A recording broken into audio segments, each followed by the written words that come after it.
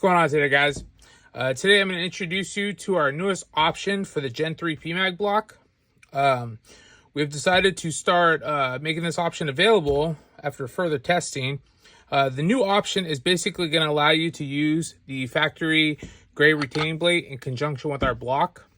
Our current model will replace the factory gray retaining plate in any Gen 3 PMAG. You'll see, once you put this together, you're all set.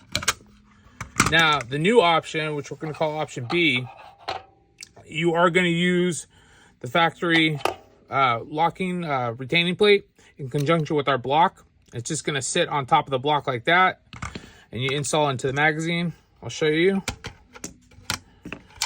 Okay. Install the block. Push down to the body of the mag. Give it a good tap. And there you go. Benefits of this, you're able to keep all your pieces of your magazine together.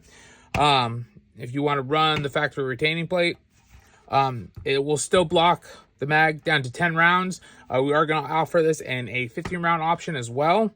And this will work only for the Gen 3 PMAGs and the Gen 3 translucent mags. We haven't designed a Gen 2 option yet, but that is coming in the future. If you guys have any questions, please reach out to us at magblocks@gmail.com. You have a great day. Bye-bye.